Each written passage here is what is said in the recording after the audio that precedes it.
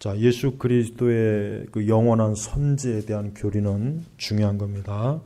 우리는 여호와의 증인이나 그 다음에 예수님의 신성을, 즉 예수님의 신성을 여전히 부인하는 그러한 이단들이 있어요. 우리는 그리스도의 신성에 대해서 예수님의 신성과 인성 이 두 가지는 절대적으로 중요한 겁니다. 여러분, 천국에 가서도 우리는 예수님의 신성과 인성이 결합된 예수님을 만나는 거예요. 이걸 꼭 명심해요. 어떤 분들은 천국에 가면 이제 예수님의 인성이 없으신 예수님을 보겠구나라고 혹시라도 기대하는데, 그렇게 되면 무슨 문제가 생기냐? 예수님은 영원한 중보자예요. 예수님은 하늘 보좌 우편에서 우리를 위해서 중보하시잖아요. 그러니 당연히 예수님의 인성은 어때요? 영원해야 되는 거예요. 이건 굉장히 중요한 교리입니다. 그러니까 우리는 하나님 나라에 가면은 예수님을 말 그대로, 성경의 말씀 그대로 우리는 그분을 볼 수 있어요. 우리는 그분을 만질 수도 있고, 우리가 지금 이렇게 서로 보는 것처럼 주님을 볼 수 있단 말이에요. 왜 그렇습니까? 그리스도의 인성이 있기 때문에 그러는 거예요. 그러나 우리가 또 그리스도의 인성에만 치우치면 역시 그리스도의 신성을 또 소홀하겠죠? 마찬가지죠. 예수님의 인성과 신성 둘 다 중요한 겁니다. 그 둘 중에 어느 한 가지만 만약에 부정이 된다 해도 예수님은 중보자의 자격 자체가 안 되는 거예요.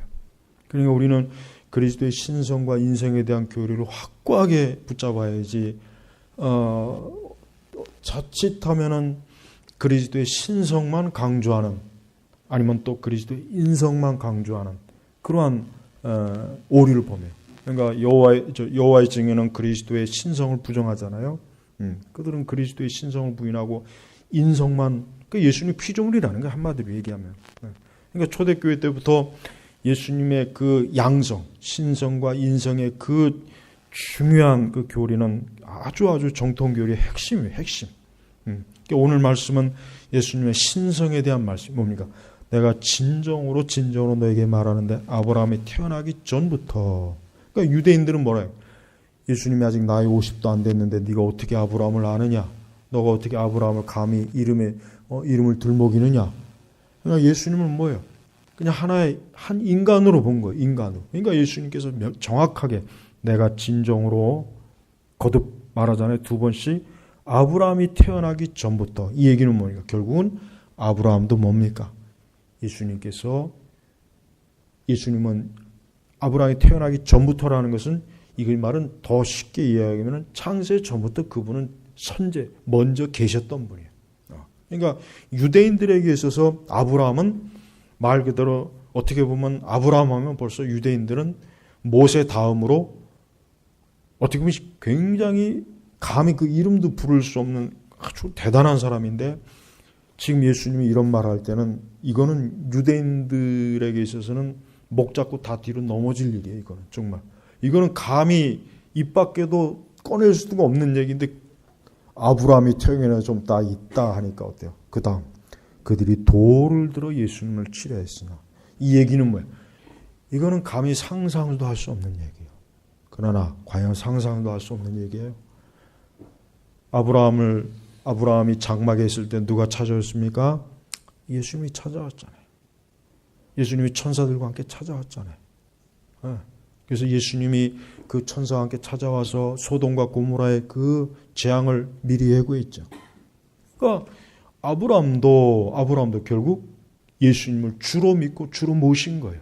그러니까 유대인들은 이거는 감히 꿈도 꿀 수 없는 거예요.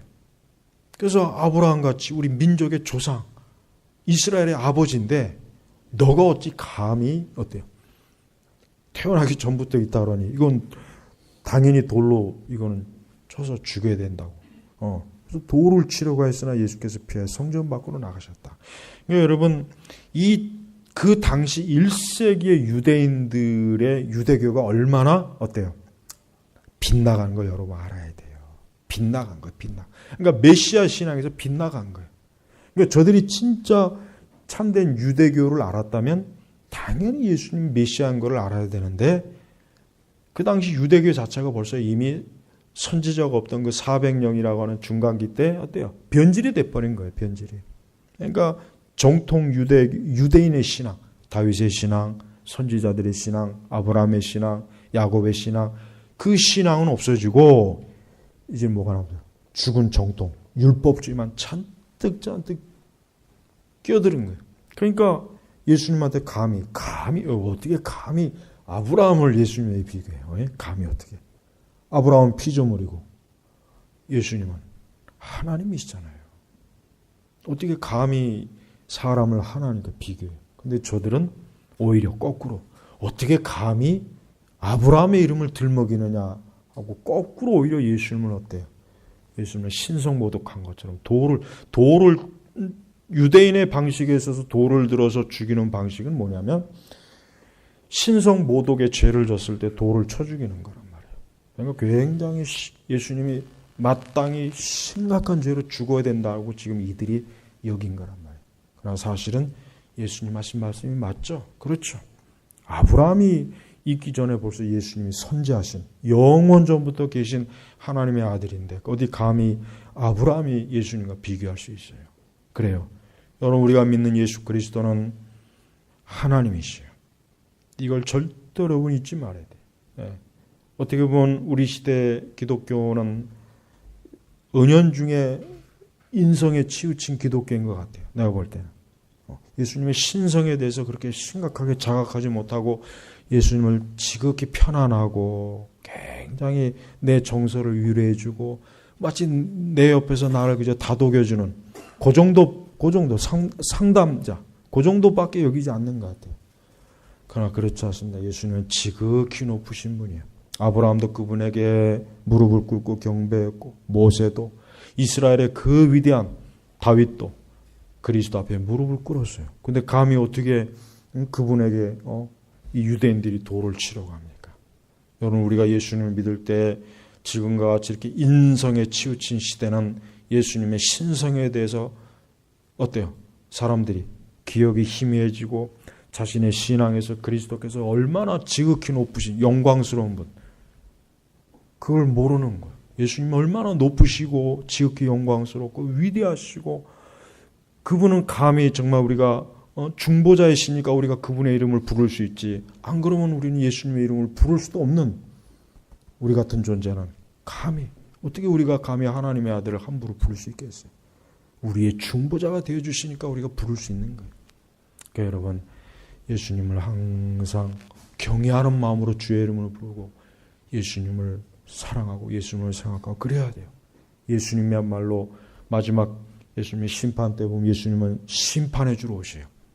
초라한 인성의 그 나사렛 예수 제자들과 구분이 안 돼갖고 겟세마네에서 병사들이 누가 예수냐라고 찾았잖아요. 얼마나 옷을 똑같이 입고 똑같이 그렇게 예수님 제자들하고 똑같았으면. 그러나 예수님 오실 때는 천군 천사들의 호령을 앞에 두고 그 영광스러운 모습으로 오는 게 계시록에 나와 있잖아요.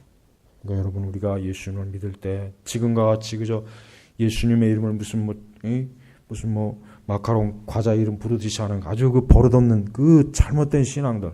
하여튼 이 신복음주의나 은사주의는 하나님에 대해서뿐만 아니라 예수님에 대해서도 그분의 그 영광스러운 신성을 너무 인식을 못해요.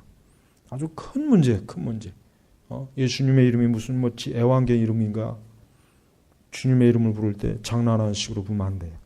주의 이름은 존귀한 거예요.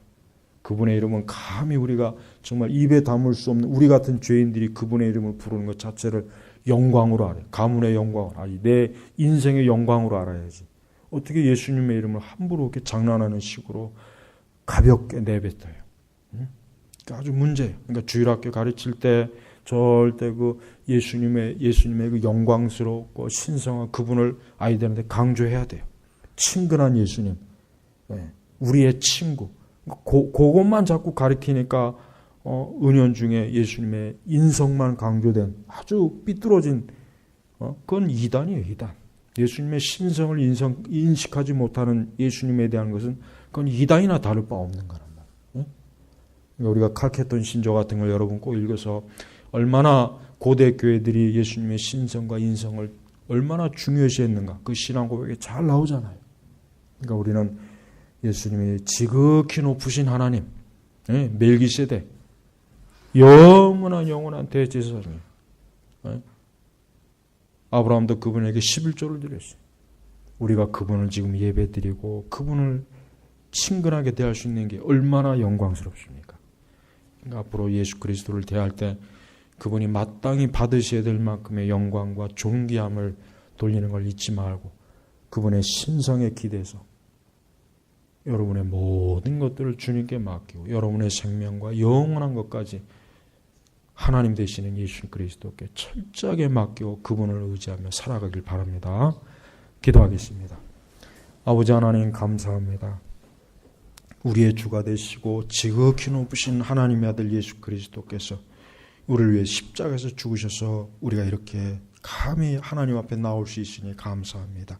우리의 입술에서 마음에서 우리의 생각에서 높으신 우리 주 예수 그리스도의 영광스러움과 그분의 권위와 어미하심을 깊이 인식하는 신앙으로 항상 주 앞에 겸손하게 나아가게 하옵소서. 감사드리며 우리 주 예수님의 이름으로 기도 올렸습니다. 아멘.